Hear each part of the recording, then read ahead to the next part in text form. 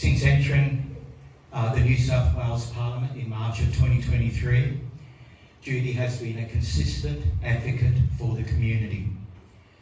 Over the last 3 years, Judy has spoken on issues including planning, infrastructure, health, education, and the environment. We are honoured to have Judy come tonight, and Judy will be speaking on the proposed South Bowral New Living Area. A round of applause, please.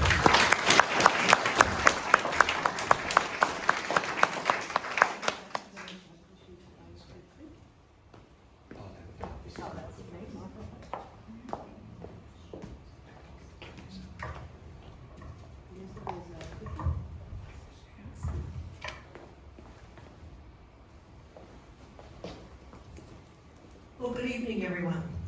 Just before I start with the petition, congratulations on your petition. Just to clarify, I helped the group go through the process of writing the petition. I didn't write the petition. I work as hard as I can to get on with council. I want my councils to be brilliant, but if anybody needs to write petitions, then I'm very glad to help them through the process. I want my councils to be amazing.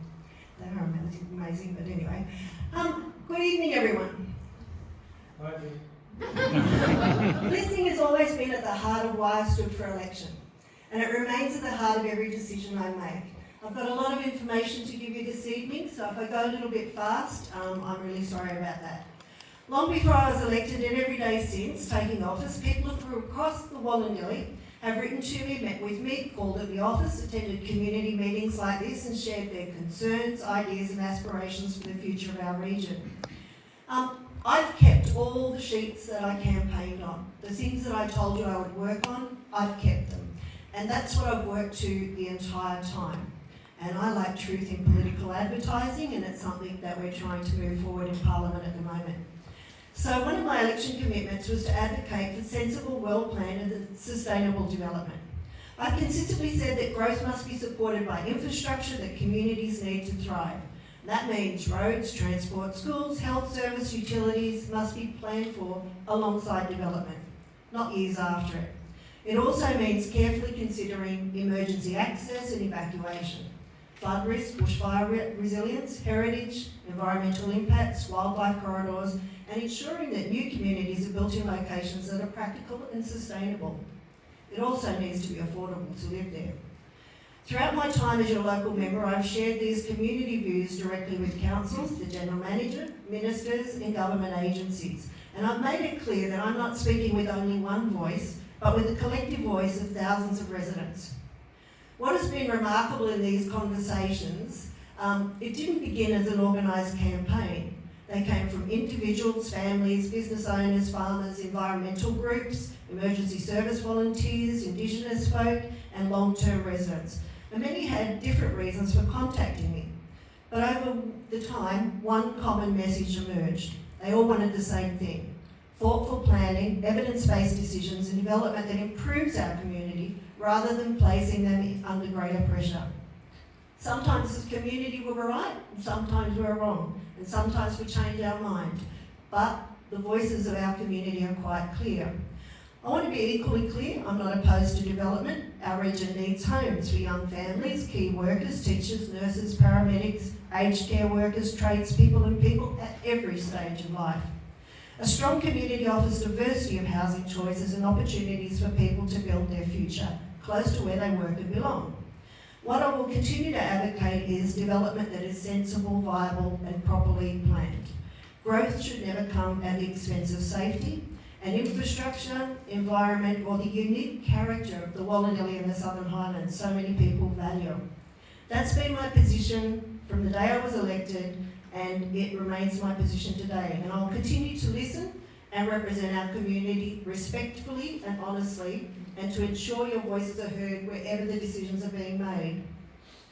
So I've learned a lot of lessons from local government. I was in local government for about 20 years, and I've experienced planning and delivering Wilton for over 18 years to present. And there were 4 key developers there and multiple landowners.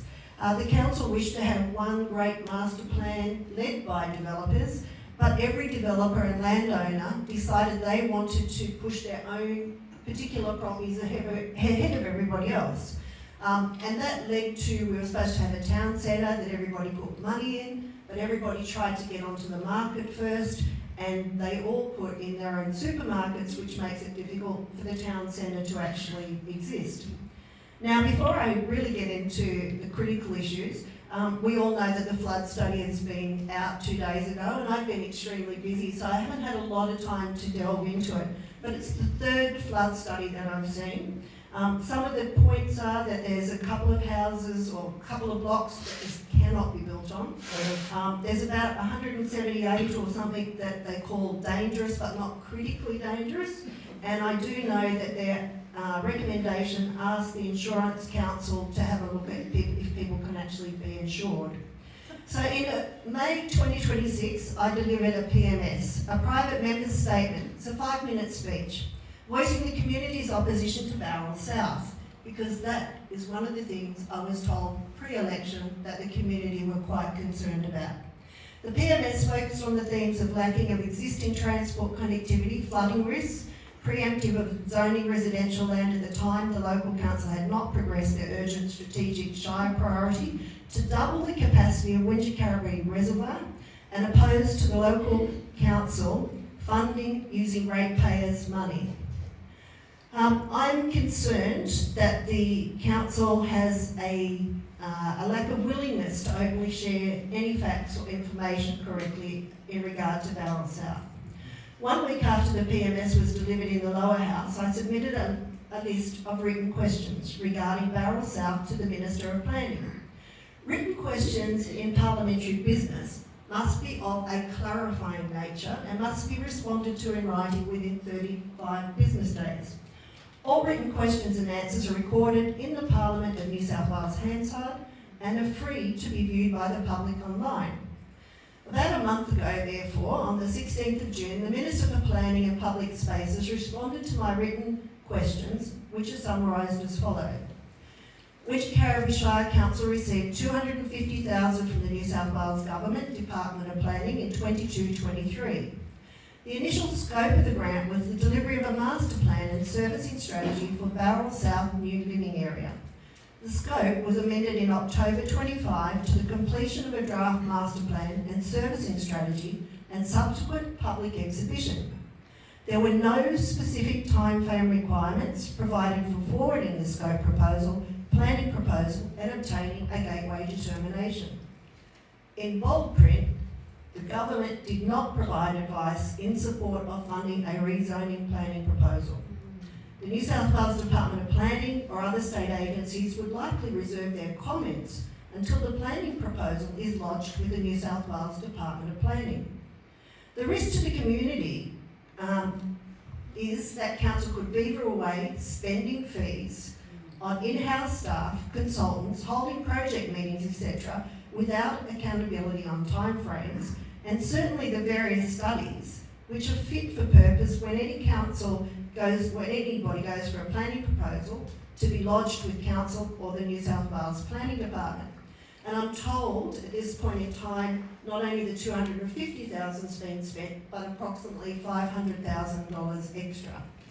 In council's written application, Wingecarribee Shire Council advised that the master plan and serving strategy for Bowral South Living Area was required to help unlock the supply of 1,500 to 1,800 new dwellings in a relatively central location within the Shire. Council also advised the project would facilitate improved urban outcomes through a coordinated approach to infrastructure delivery from both local and state providers, without a consequent reduction in development costs, and also streamline the planning proposal and development application process to make the land development ready more quickly. And as we know, it hasn't gone very far. So there are 6 stages of the LEP making guidelines that have been in effect since 2021. The proposal to rezone Bowral South New Living Area has not progressed through Stage 1, pre-lodgement phase, Stage 2, planning proposal phase, and Stage 3, gateway determination. Neither the Department of Planning nor the Council have issued a detailed list of environmental assessment requirements despite numerous representations from the community directly to council. So it's got a terrible long way to go. And I don't believe the draft site investigation studies and master plan would be fully consistent or up to date with the latest strategic planning guidelines for planning proposals in the LEP making process. The department has not initiated any planning proposal in the Wollondilly local government area. Therefore, there is no state funding or priority regarding investigating, master planning or servicing Bowral new living area for thousands of new homes. A series of follow-up questions were written to the Minister for Transport and Minister for Environment to ascertain if any correspondence or meetings occurred with the state government regarding Bowral South.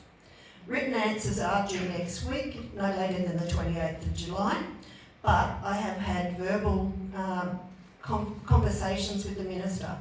The Minister for Water has advised me there is little she can do in her portfolio to assist because the council is the water and sewer authority concerning Bowral. The Minister for Transport has advised me that Kangaroo Road, B73 Road, has a rural link road status. Transport for New South Wales does not support direct driveway access or connecting streets between Bowral South Precinct and Kangaroo Road. This road status designation would severely limit vehicle movement during daily trips in emergency evacuations to existing Boardman Road intersection and Eldridge Road connections. Transport for New South Wales recommends cycling and pedestrian connections as alternatives to vehicle connections to Kangaroo Road. And we know that the trains are not actually ever going to run anyway at this point in time. There's a lot of work there. The Bowral STP upgrade. The $56 million upgrade that was officially completed in June will support the region's growth over the next 2 decades by increasing treatment capacity by 50%, enabling it to serve an additional 7,000 additional residents. The STP sewer catchment covers Burradoo and Bowral. Wingecarribee Shire Council invested $49 million and the New South Wales Government contributed $6.6. All of this was fully funded upfront by ratepayers and New South Wales taxpayers. So this is not for existing residents, will support the demand for the future. So our site-specific contribution plan will account for, hang on a second, these infrastructure costs and supposedly will be prepared after the draft master plan and servicing strategy. The key takeaway is that New South Wales taxpayers and council ratepayers have funded trunk sewer treatment plant upgrades. Timing of sewer work is presumptuous before the state government has made any gateway determination on the Bowral South LEP, before rezoning decision, or before council has prepared a contributions plan, or has approved subdivision or housing by the development application process. The Bowral South landowners and developers can tap into Bowral's STP capacity by constructing pressure pipelines to Bowral STP. Also, the low-lying topography of Bowral South would likely result in pressure sewer mains between Bowral South and the Bowral STP with constant pressure. The system is energy intensive compared to gravity sewer mains, where the sewer mains flow downhill to the STP. This means pressure sewers generally have lower upfront capital costs per lot than gravity sewers, but they incur higher long-term ongoing operational costs per lot due to mechanical pump maintenance. I have additional concerns. The General Manager of Council has stated that the Wingecarribee Shire LGA is one of the most affected council areas due to the impacts of natural disaster on existing infrastructure. Yet council insists on proceeding with master planning and funding studies for around 2,000 new homes in Bowral South on a floodplain. I also verbally sought transparency directly from the elected council mayor and general manager about project status, council's justification for relying on unspecified landowner studies, accelerating master planning and funding studies for the particular new living area. They have 6 release areas in their local housing strategy. One of them is Robertson. It actually has sewer there and they want some development down there, but council is only concentrating on Bowral South. Council's consideration and response to the community feedback received during the public exhibition of the Bowral South documents, and council's expenses spent on this project and future commitments. Nobody can tell me or explain to me. I've expressed my opposition, if it happens, to the council ratepayers fully funding rezoning studies, master plans and servicing. These costs should be borne by landowners and developers who will directly benefit from the uplift of the land prices, and new residents who will benefit from the local infrastructure.